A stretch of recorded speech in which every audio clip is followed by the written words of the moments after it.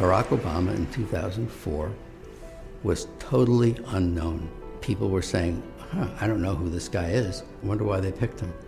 He had this reputation as a bit of an upstart, as sort of a young, rising figure in the party, but no one knew who this guy was. This was his chance to introduce himself to people.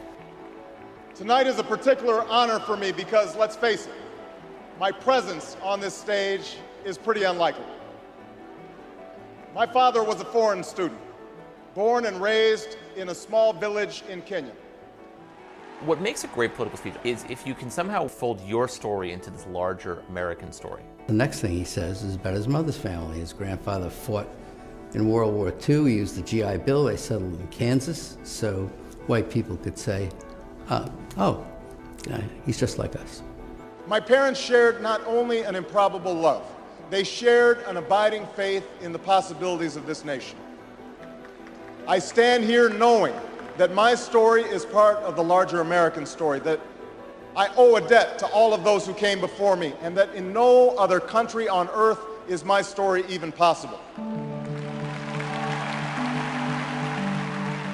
Going into this speech, we've had 4 years of George Bush, and we felt as a country like we've grown further apart. 2004 was very much a divisive partisan race. Obama's speech is in some ways an antidote to that. Alongside our famous individualism, there's another ingredient in the American saga, a belief that we're all connected as one people. If there's a child on the south side of Chicago who can't read, that matters to me even if it's not my child. If there's a senior citizen somewhere who can't pay for their prescription drugs and having to choose between medicine and the rent, that makes my life poor even if it's not my grandparent. It is that fundamental belief, I am my brother's keeper, I am my sister's keeper, that makes this country work. E pluribus unum, out of many, one. He gives a speech that presages his entire political message of 2008. Which is this sort of post-partisan argument. Now, even as we speak, there are those who are preparing to divide us. The spin masters, the negative ad peddlers, who embrace the politics of anything goes. Well, I say to them tonight, there is not a liberal America and a conservative America. There is the United States of America. Obama was born with two great gifts. One is his mind, and the other is his ability to speak to large groups of people. There are three things that Obama does that really makes that speech effective. He wants concrete detail. He likes story, and he loves antithesis, the use of repetition and structure to show contrast. There is not a liberal America or a conservative America. There is one America.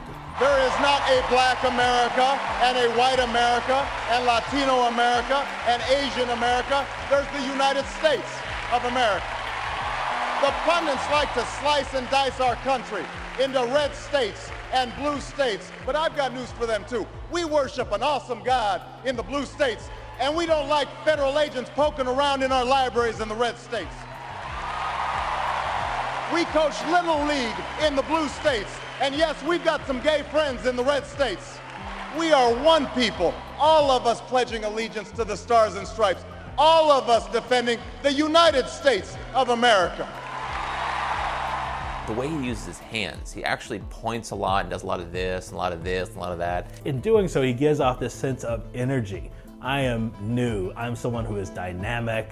And he doesn't do that so much anymore. He's a little more solemn and reserved when he gives speeches today, but I think it's more reflective of his office. In the end, that's what this election is about. Do we participate in a politics of cynicism, or do we participate in a politics of hope? It's the hope of slaves sitting around a fire singing freedom songs. The hope of immigrants setting out for distant shores. The hope of a young naval lieutenant bravely patrolling the Mekong Delta. The hope of a mill worker's son who dares to defy the odds. The hope of a skinny kid with a funny name who believes that America has a place for him too. Hope in the face of difficulty. Hope in the face of uncertainty. the audacity of hope.